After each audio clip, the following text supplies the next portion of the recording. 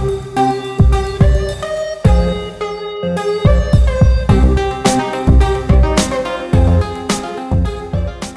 bah si vous êtes là, c'est que vous avez décidé d'améliorer votre accent anglais, donc un grand bravo. Je sais que quand on est français, c'est un énorme pas en avant.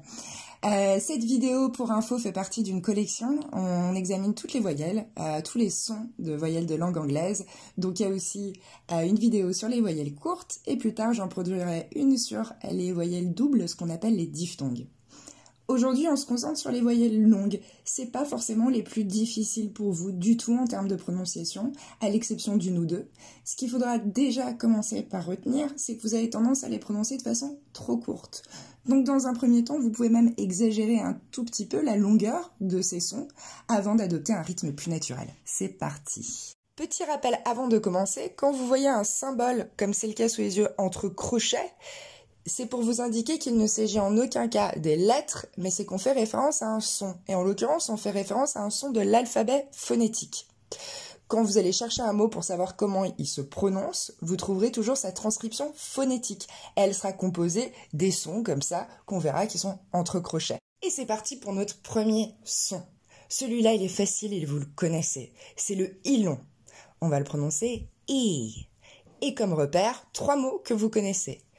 See, beach, need. Need, si certains d'entre vous ne connaissent pas, c'est avoir besoin de. Allez, on les répète ensemble. See, beach, need.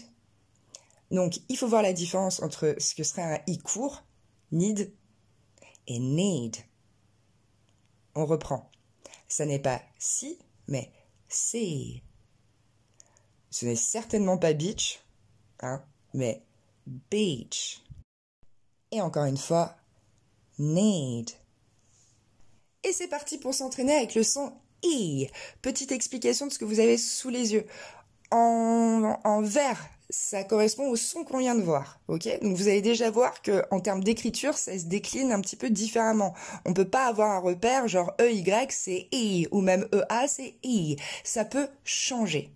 Ok, ça c'est la première chose. Deuxième chose, quand vous voyez une apostrophe devant une syllabe, c'est parce que je vous indique la syllabe qui est accentuée, celle qui reçoit l'accent tonique. C'est parti pour s'entraîner alors. A key, heat, colleague, extreme, feet, meeting, cohesion, sheet of paper. Allez, on les reprend cette fois un petit peu plus lentement et vous répétez après moi. Key, heat, colleague, extreme,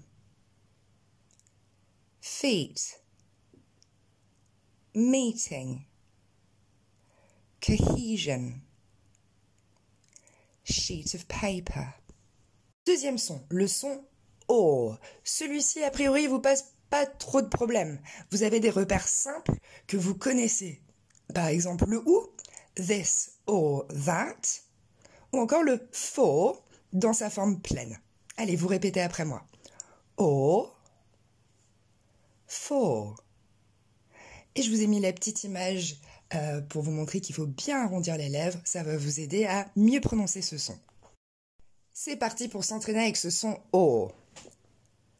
Small, warm, important, normal, fall, ou encore fallen. Et celui-là, vous vous trompez tout le temps, c'est pas water, c'est water. Ok, je pourrais même l'écrire en phonétique bâtarde, W-O-R-T-E, water.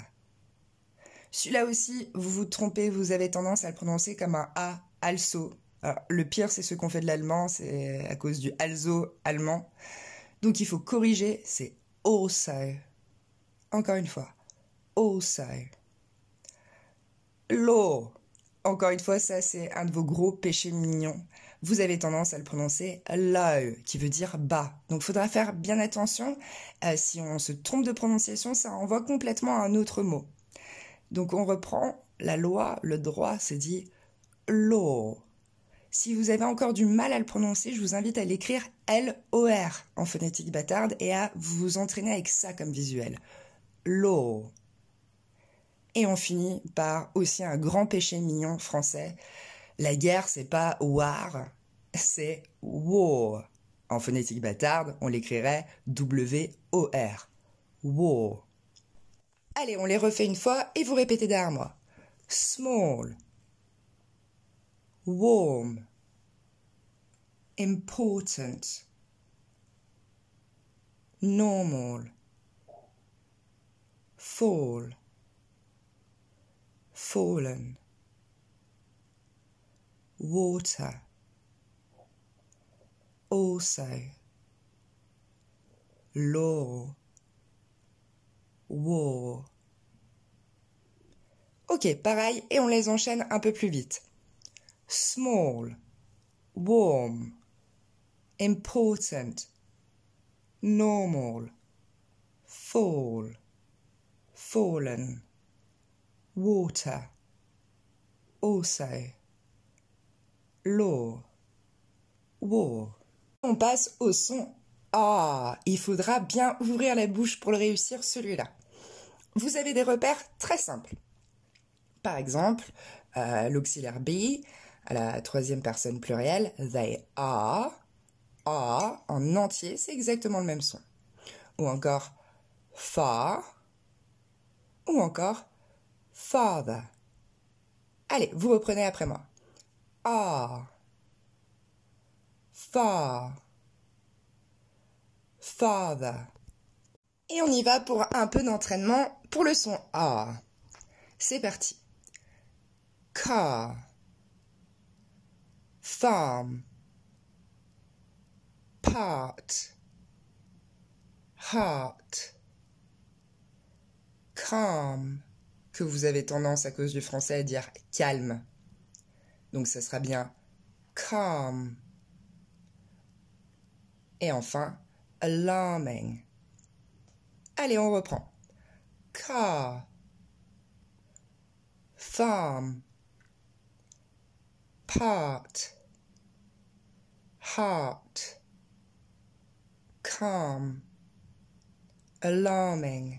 Bon, j'avais failli vous mettre un piège dans la liste d'avant, et puis au dernier moment, je me suis dit que c'était pas cool, et je me suis abstenue. Mais on va quand même le regarder ensemble, parce que c'est un mot que vous utilisez beaucoup. C'est le mot particulier, ou même son dérivé, l'adverbe particulièrement. Vous avez tendance, parce qu'il s'écrit avec des AR, à justement solliciter ce son A, qu'il ne faudrait pas du tout solliciter.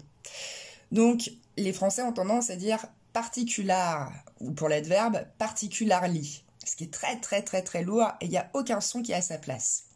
Je vous invite à regarder la transcription en phonétique bâtarde que je vous ai mis juste en dessous. Et on va le décomposer tout lentement. P, T, Q, L. Un peu plus rapidement. Particular. Encore un peu plus rapidement. Particular. Et si on passe à l'adverbe particulièrement, on va rajouter le ly et ça va donner particularly. Donc ce que vous devrez retenir, c'est que ces AR, l'écrit ici, ne vont pas du tout se prononcer A comme on pourrait le penser légitimement. Mais ce sera bien le son E, ça va donc être un son très court.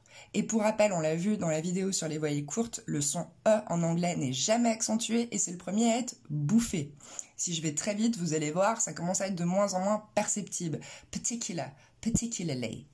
Allez, on passe au son E.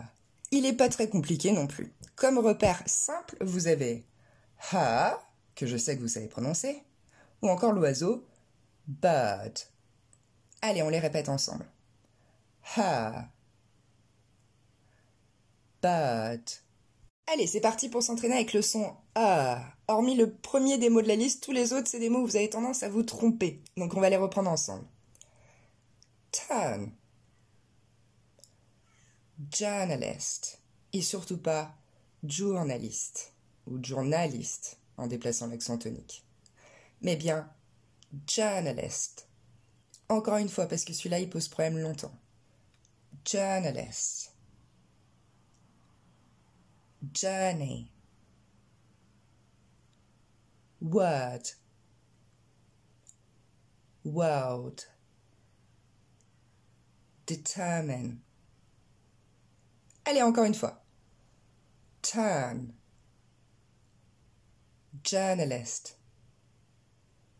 journey, word, world, determine.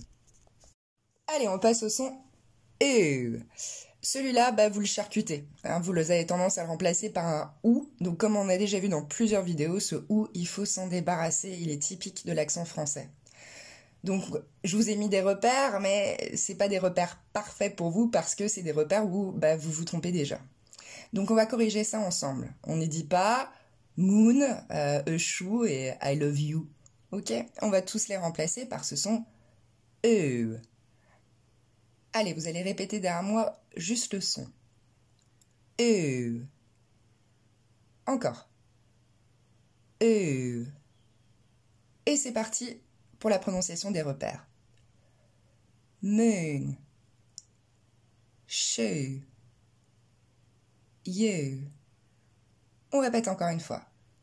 Moon, shoe, you.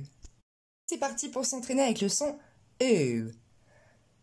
Two, two, soon, few,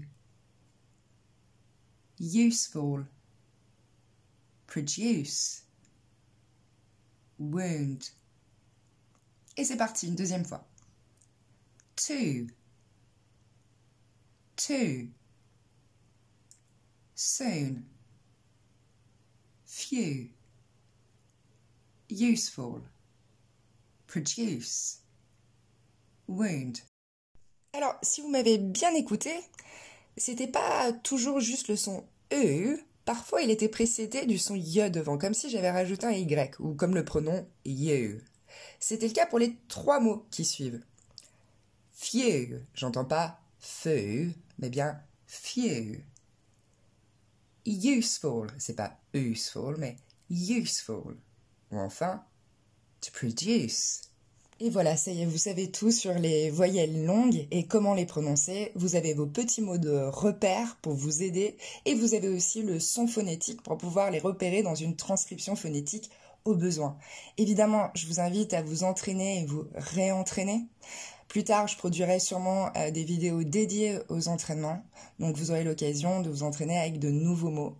Mais en attendant, n'hésitez pas à repasser sur les slides, à répéter, répéter, répéter. Ça fait beaucoup, beaucoup, beaucoup de bien à votre accent. À bientôt.